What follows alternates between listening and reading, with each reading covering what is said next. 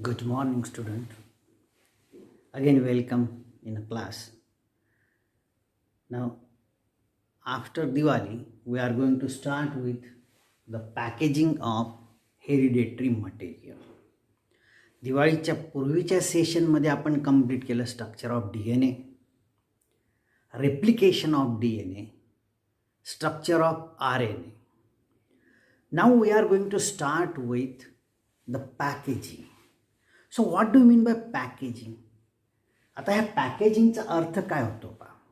Packaging म्हणजे pack करणं किंवा in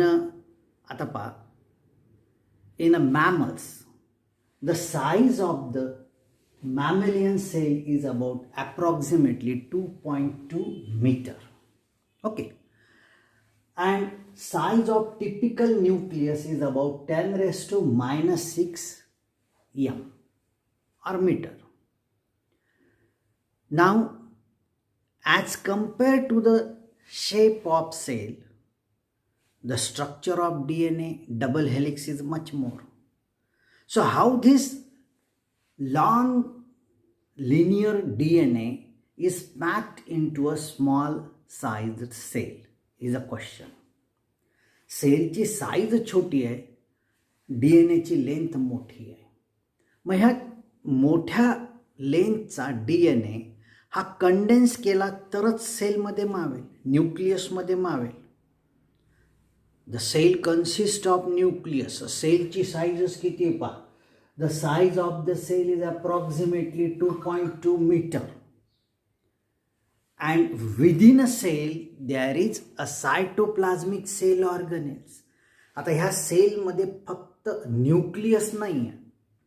Inside the cell there is cytoplasm. Cytoplasm consists of different cytoplasmic cell organelles like ribosome, lysosome, centrosome, polysome, Golgi complex, smooth endoplasmic reticulum, rough endoplasmic reticulum. So all these cytoplasmic cell organelles along with the nucleus, mitochondria. Nucleus is also a cytoplasmic cell organelle. It is the largest one. The largest cytoplasmic cell organelle is a nucleus. So nucleus, chloroplast, जर plant cell असेल तर chloroplast, mitochondrion. So all these are packed in a small size cell. The cell contains nucleus and within the nucleus there is a presence of DNA.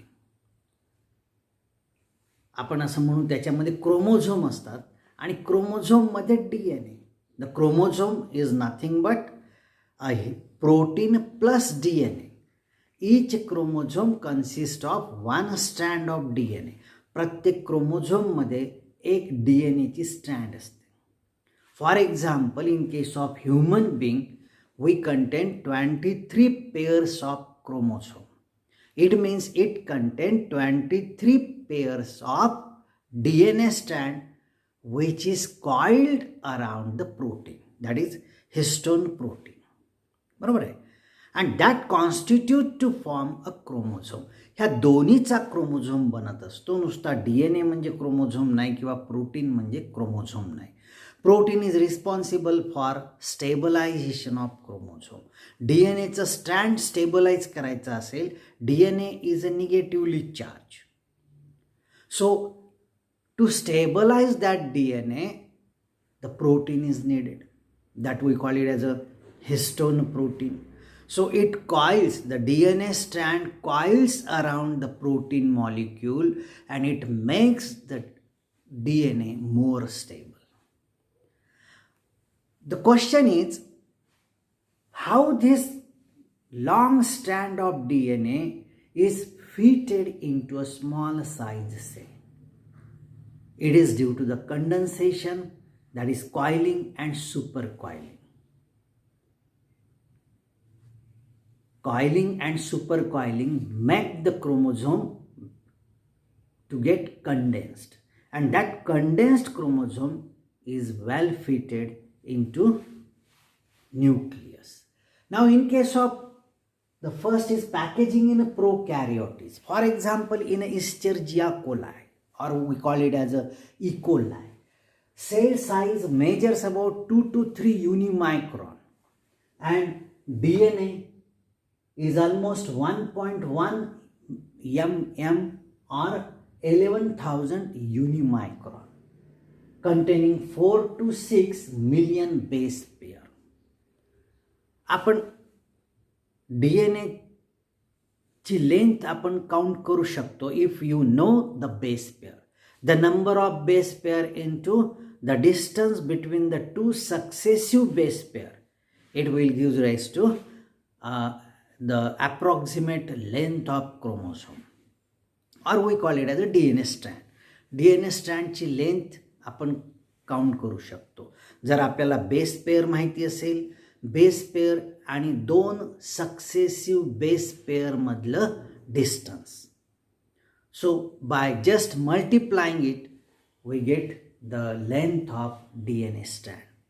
Now in Escherichia coli, there are about 4 to 6 million base pair. So how this 4 to 6 million base pair is fitted into Escherichia coli cell? In Escherichia coli, as it belongs to prokaryotes, हा bacteria आहे, हा प्रोकॅरियोटिक sale आहे. आणि प्रोकॅरियोटिक sale मधली खासियत काय? There is a presence of simple nucleus. We often call that nucleus as a nucleoid. त्या nucleus simple आहे. न्यूक्लियसला आपण न्यूक्लिओइड म्हणतो. The न्यूक्लिओइड it is represented by a circular coil of DNA. Distinct nucleus absent है. The nucleus is represented by circular coil of DNA. There is absence of totally cytoplasmic cell organelles, only ribosome is present. ह्याच्यामध्ये सायटोप्लाझ्मिक sale organelles absent आहे, ribosome फक्त present आहे. मग आता हा न्यूक्लिओइड सेलमध्ये कसा आहे? It consist of 4 to 6 million base pair. Now this DNA shows condensation. For example, in a circular unfolded form, it measures about 350 unimicron. This is simple, or we call it as a dispersed form. ज्याला आपण disperse form म्हणू. हा disperse form मधला DNA आहे.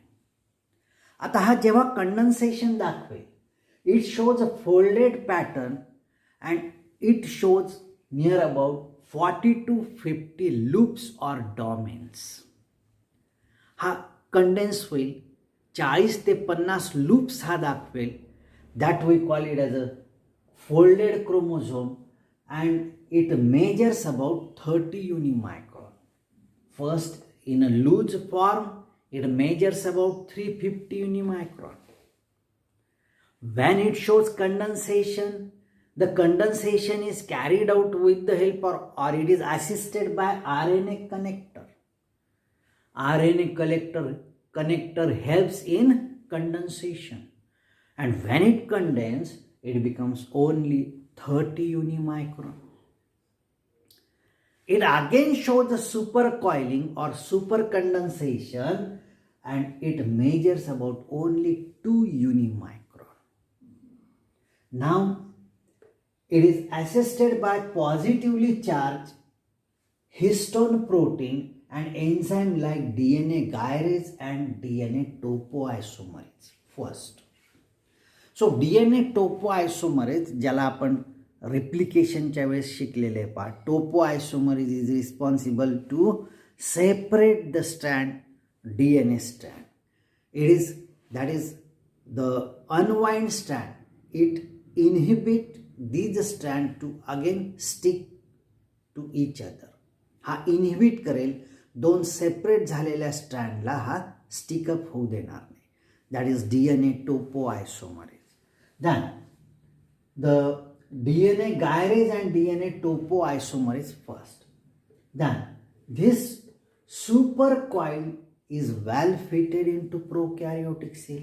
हा जो 2 युनी मायक्रॉनचा DNA strand आहे हा एकदम सूट होईल, हा फिट होईल त्या सेलमध्ये.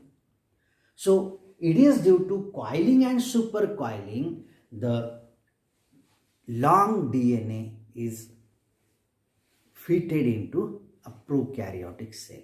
Now what about eukaryotic cell then? आता हे झालं प्रोकॅरियोटिक सेलचं.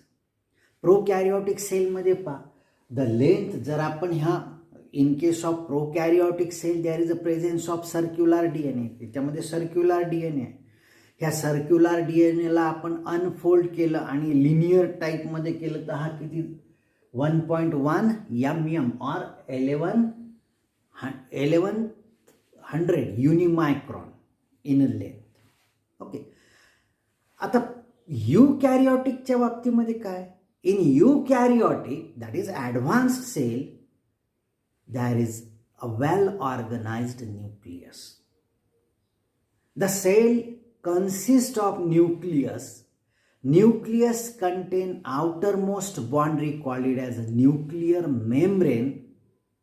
The nuclear membrane is not intact. It is perforated by a small gap, and that gap we call it as a nuclear pore. The main purpose of nuclear pore is to communicate with the rest of the cell for different metabolic activity. Metabolic ॲक्टिव्हिटीसाठी जसं protein सिंथसिसची process आहे. The site of protein synthesis is a ribosome. Ribosome ही त्याची site आहे. मग ह्या रायबोझोमला approach होण्यासाठी किंवा त्याच्यापर्यंत प्रॉपर इन्फॉर्मेशन पोहोचवण्यासाठी न्यूक्लियसमधली जी इन्फॉर्मेशन आहे ही mRNA घेऊन येईल आणि न्यूक्लिअर पोरमधनं तो रायबोझोमशी कनेक्ट होईल. It communicates that information to site of protein synthesis, that is ribosome. So for that communication, the nuclear membrane is not intact. It is perforated by a small gap that we refer to it as a nuclear pore. Now inside this nuclear pore, there is a thread-like structure. And that thread-like structure we call it as a chromatin fiber. That chromatin fiber is a loose form of chromosome. हा loose form आहे क्रोमोझोमचा, हा disperse form आहे क्रोमोझोमचा. Disperse loose form म्हणजे कोणता? आपण सुईदोऱ्याचा धागा असतो तो गुंडाळलेला असतो, बरोबर आहे. हा झाला कंडेन्स्ड फॉर्म. आता त्याला जर सेपरेट करून आपण ठेवलं तर हा जास्त जागा व्यापेल की नाही. मग हा झाला डिस्पर्स फॉर्म, बरोबर आहे. मग हा डिस्पर्स फॉर्म क्रोमोझोमचा ज्याला आपण म्हणतो chromatin fibre. The chromatin fibre represent the disperse form of chromosome. One or two dark stained body which is present within a nucleus, we call it as nucleolus, and the nucleolus is responsible for RNA synthesis or RNA synthesis. Now liquid matrix which is present inside the nuclear membrane we call it as a nucleoplasm. Cell मध्ये दोन प्लाझम्स आहेत किंवा matrix आहे. जे liquid matrix nuclear मेम्ब्रेनच्या बाहेर आणि plasma मेम्ब्रेनच्या आतमध्ये आहे. The matrix which is present outside the nuclear membrane and inside the plasma membrane, that we call it as a cytoplasm. And the liquid matrix which is present inside the nuclear membrane we call it as a nucleoplasm. So these are two matrix or liquids which are present within a cell. Okay. Now this nucleoplasm also contains small nucleotides which is needed for synthesis or for formation of DNA strand during process of replication. ह्याच nucleoplasm मध्ये nucleotides आहेत. The nucleotide consists of, yes, phosphate group, ribose sugar and नायट्रोजिनस base. नायट्रोजिनस base दोन प्रकारचे, प्युराईन्स and पायरिमिडाईन्स. प्युराईन परत दोन प्रकारचा, ॲडिनाईन, ग्वानाईन. पायरिमिडाईन परत दोन प्रकारचे, थायमाईन, सायटोसाईन. सो असे 4 वेगवेगळ्या प्रकारचे न्यूक्लिओटाइड्स, त्याची संख्या वेगळी वेगळी राहील. असे पुष्कळ सारे न्यूक्लिओटाइड्स ह्या न्यूक्लिओप्लाझममध्ये प्रेझेंट असतात. बरोबर आहे. नाव within this nucleus there is histone as well as non-histone protein, because to form a DNA strand there is a need of both types of protein. दोन्ही प्रकारचे protein as per Corinne Berg in 1974 discovered that there is a need of histone and non-histone protein to form a DNA strand. एवढं सगळं material त्या न्यूक्लियसमध्ये present आहे. Along with a linear DNA. Mammalian cell आहे किंवा यूकॅरियोटिक sale आहे, हा linear DNA आहे. बरोबर आहे. Depending upon the abundance of amino acid residues with charge side chain, protein acquires its charge. Histone are the protein that are rich in lysine and arginine residue. Both these amino acid residues are basic amino acids and carry positive charge with them. So histone are a set of positively charged basic protein, and these histone organize themselves to make a unit of 8 molecule known as histone octamer. This is the histone octamer. हा histone octamer कसा बनलेला आहे पहा. It consists of 8 protein molecule like H1, H2A, H2B, H3, H4 and H1. बरोबर आहे. प्रत्येकाचे 2-2 molecules आहे. H2A, H2B चे 2 मॉलिक्युल्स, H3, H4 चे 2 मॉलिक्युल्स. आता हे 4 आणि ह्याचे म्हणजे total 8 protein molecules. They constitute to form a octamer. हे 4 प्रकारचे मॉलिक्युल्स, प्रत्येकाचे 2-2 प्रेझेंट आहे. म्हणजे H2A चे 2, H2B चे 2, H3 चे 2, H4 चे 2, असे 8 प्रोटीन मॉलिक्यूल एकत्र येतील, एक ऑक्टॅमर तयार होईल. ओके. आणि ह्या ऑक्टॅमर भोवती the protein is a positively charge, DNA strand is a negatively charged, and this DNA makes more stable when it coils around the protein, histone protein. आता हा हिस्टोन प्रोटीन भोवती रॅप होईल. It take about 1 1/3 turn around the octamer. ऑक्टॅमर भोवती हा एक पूर्ण आणि 1/3 turn घेईल. इट कन्सिस्ट ऑफ, हे एवढं टर्न बनवण्यासाठी 146 बेस पेअर लागतील. It consist of 146 base pair and histone protein. H1 histone. H1 histone is a protein which joins 2 successive nucleosome. हा एक न्यूक्लियोसोम झाला. हा न्यूक्लियोसोम दुसऱ्या न्यूक्लियोसोमशी अटॅच आहे. It is connected with the help of H1 histone, and the base pair in H1 histone is about 54. आता हा जेव्हा condense होईल तेव्हा काय होईल, 2 न्यूक्लियोसोम मधला लिंकर DNA हा न्यूक्लियोसोम मध्ये कंडेन्स होऊन जाईल. So each nucleosome consist of 200 base pair. हे 200 बेस पेअर कसे आले, DNA strand which coils around histone protein. It takes about 1 1/3 turn, and it forms by using 146 base pair. He 1 coil करण्यासाठी 146 base pair लागतील. आणि हा एक बीड झाला किंवा न्यूक्लिओसोम झाला. हा दुसऱ्या न्यूक्लिओसोमशी अटॅच आहे. and it is attached with the another nucleosome by means of DNA strand called it as linker DNA strand. And to make this linker DNA strand, again there is a use of 54 base pair.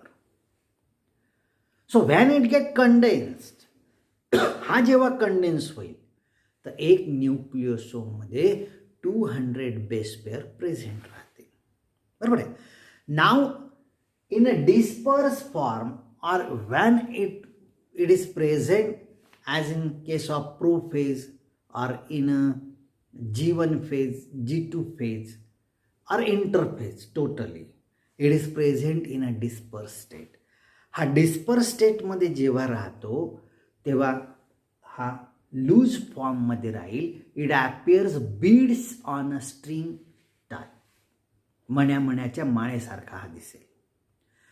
Now when the cell division start in a M phase or mitotic phase, it start to get condensed. हा condense व्हायला सुरुवात होईल. It shows condensation to form solenoid fibre. Solenoid fibre कसा बनेल? असे 6 beads किंवा असे 6 successive न्यूक्लिओसोम एकत्र येतील, कंडेन्स होतील आणि त्याचा बनेल सोलोनॉइड फायबर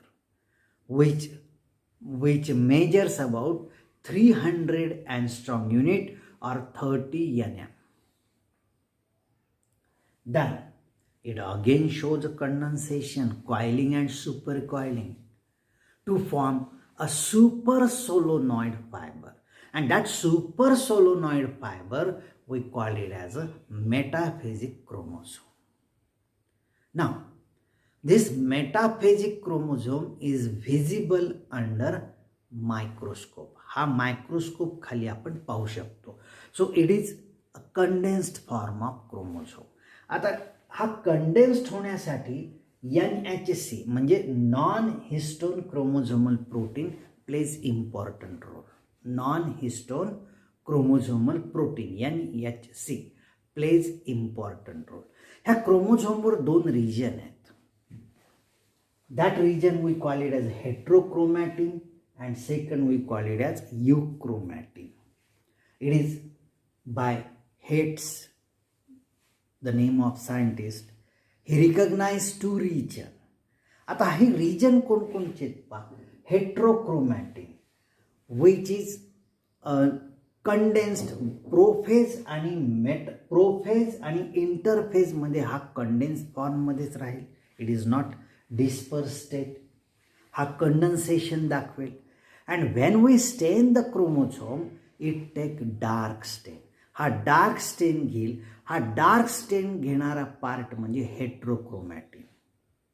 आणि हा heterochromatin it is genetically less inactive as compare to euchromatin. युक्रोमॅटिनपेक्षा हा लेस पार्टिसिपेट करतो जेनेटिक इन्फॉर्मेशन शेअर करण्यामध्ये. दुसरा पार्ट कोणचा आहे? It is euchromatin. Euchromatin is present in a disperse form. हा डिस्पर्स फॉर्ममध्ये राहील. मेटाफेज हा इंटरफेज आणि प्रोफेजमध्ये.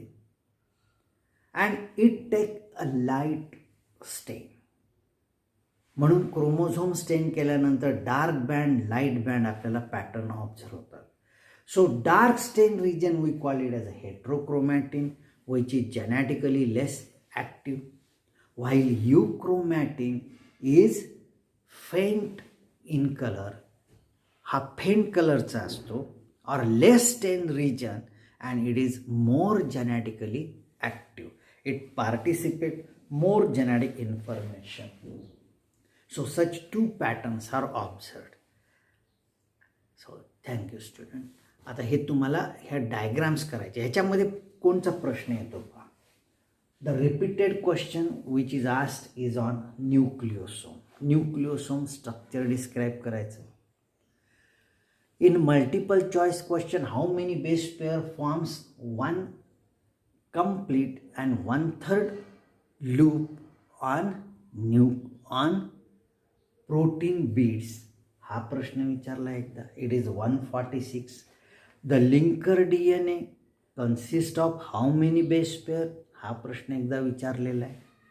Then the packaging in a prokaryotic, हा 2 मार्काचा प्रश्न सहज तुम्हाला मिळू शकतो. Packaging in prokaryotic and packaging in eukaryotic. युकॅरिओटिकमध्ये पॅकेजिंगमध्ये हा न्यूक्लियोसोमवर विचारला जाणारा नेहमीचा प्रश्न आहे. ओके, आणि एकदा ही डायग्राम विचारलेली आहे.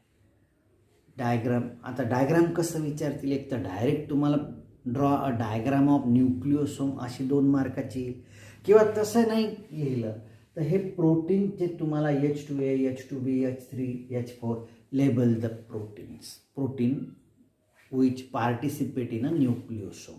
मग याच्यामध्ये हा लिंकर आणि हे 4 प्रकारचे हे तुम्हाला लेबल करावं लागतील. ओके.